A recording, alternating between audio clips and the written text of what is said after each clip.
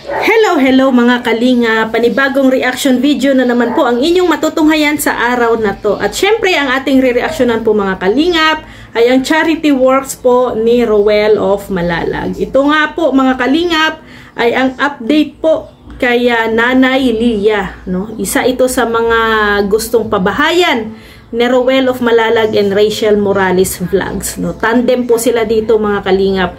So, nung nakaraang araw po mga kalingap ay dinalaw po ito at nakilala na din po ni Rachel si Nanay Lilia. Kaya ito at binilhan na po ni Roel of Malalag si Nanay Lilia ng mga materyales para sa bahay, para po maumpisahan na po ang kanyang bahay. At kita naman po ninyo ang bahay ni Nanay Lilia ay sirang-sira na rin at hindi na po safe para sa matanda. Kaya kailangan na po na gibain, ayusin ang kanyang bahay. Pero ano no, sabi ni Nanay Lilia, bago po sirain ang kanyang bahay, syempre kinakausap-kausap muna siya ni Kuya Alpi para ano, magiging panatag ang loob ni Nanay Lilia. So ito ay kinakausap niya, medyo ginajam-jam niya, di ba? Jamming, gano'n. At minsan may mga istorya na nakakatuwa sa kanila, di ba? So yun nga, pilit ni Kuya Alpi na parang liligawan, no? Liligawan si Nanay Lilia.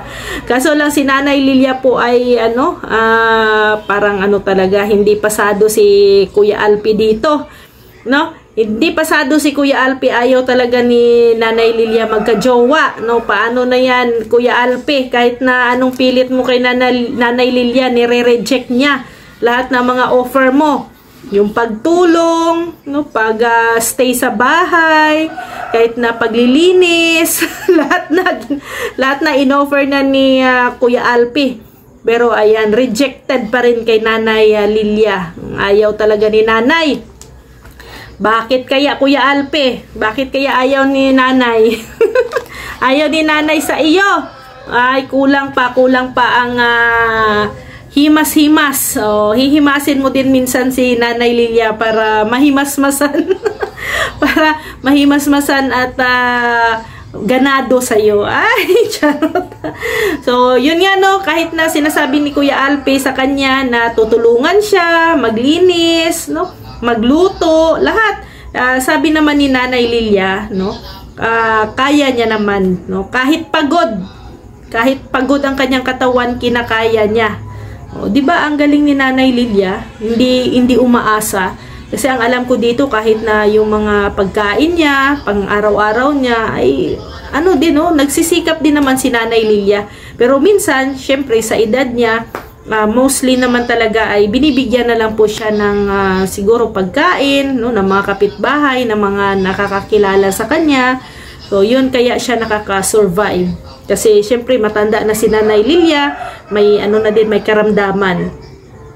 So, ang ano lang ni Nanay Lilia, no, kaayaw niya talagang may kasama sa bahay. No, kahit nga mga apo niya, 'di ba, hindi niya kasama. Sabi niya nga doon, no, minsan ay inuutusan niya yung mga apo niya na maglinis or ano doon sa bahay niya, ay binabaliwala siya, no, hindi siya pinapakinggan. Kaya siguro si Nanay Lilia nasanay na lang din, no, na mag-isa, na solo, na hindi umaasa. Kasi ayaw niya siguro din na parang ganyan, no, pag inutusan, parang nire-reject siya. So, syempre, pag nire-reject ka, no, masasaktan ka. Siguro, ayaw din ni Nanay Lilia na masaktan. Diba? So, kaya siguro, lahat ng mga offer ni Kuya Alpi, nire-reject niya rin. Gumagante si Nanay Lilia, no? Pero, ito si Nanay Lilia po kasi mga kalingap is 81 years old na po ito, no? So, matanda na talaga at actually, kailangan talaga itong may kasama din sa bahay. Especially mga apo, no? Kailangan samahan talaga siya kasi sa kanyang edad. So, pero kaso lang si Nanay ay parang ayaw din, no? Ayaw magpasama or may kasama sa kanyang bahay. So, nung niyayanig ang kanyang bahay, nagulat si Nanay, mga kalingap, no? Yung yumanig ang kanyang bahay. nagulat at medyo nagalit pa ng konti. Katakot pala si Nanay Lilia pag ito'y magalit. No? Pag ito'y magalit si Nanay Lilia, nakakatakot din pala. Parang ano din, parang ayaw ni Nanay Lilia na ipaayos ang kanyang bahay. Kasi nga pag inuuga-uga ito, no, nagagalit si Nanay. At baka daw masira ba naman ang bahay niya, no? Tapos nandoon sila sa loob, patay, no? Masakit baga ang matabunan ng mga pira-piraso diyan na kahoy. So parang syempre kung ano pa si Nanay Lilia, feeling niya hindi pa siya handa, no? Hindi pa siya handa na ayusin ang kanyang bahay, no? At syempre parang ayaw niya pang ipatanggal yung mga gamit niya din sa loob. Kasi pilit siya nila Ruel na hinikayat na ilabas ang mga gamit, no? Iayusin na ang bahay.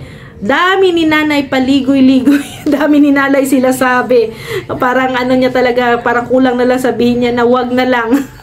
Pero napakiusapan naman si Nanay, no? Napakiusapan siya ng kanyang apo yata, parang doon lang yata nakikinig si Nanay Lilia at nagbago agad ang kanyang isip.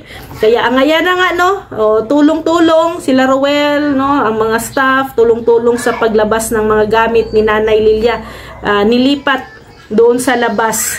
Kaya ayan, no, wala nang magawa si Nanay Lilia, no, buti na lang talaga, no, pumayag. Pero matindi pa ang panliligaw bago napayag si Nanay Lilia. Ganyan po talaga minsan ang ugali ng ating mga lola, no? Lalo na mga senior citizen natin. Minsan ay kailangan intindihin na din natin ang kanilang ugali. So sobrang dami ng gamit ni Nanay, grabe. No, ang ibang gamit niya nasa lupa na, no, may mga langgam na, nilalanggam na yung mga gamit niyang iba. Pero at least ngayon tiyak na mabago ang buhay ni Nanay Lilia, mabago ang bahay niya. So mabigyan na siya ng safety, no, na bahay. Kaya salamat dahil na-scout ito at natulungan din po ng grupo nila Ruel of Malalag. So ayan po si Lula at ating mahalin, lalo na ang ating mga senior citizen, kasi nga po mga kalingap, sila po yung isa sa mga need po ng tulong. Lalo na yung mga inabandona na, wala nang umaaruga sa kanila, wala nang nag-iintindi sa kanila. No, kailangan po natin silang tulungan. Lalo na pag mayroon ng mga karamdaman sa katawan. Kagaya ni Nanay Lilia, no? May karamdaman na sa kanyang katawan. Kaya dapat ay suportahan natin, tulungan natin. Sa mga hindi pa po nakapanood sa full video na to, puntahan nyo po ang channel ni Ruel of Malalag.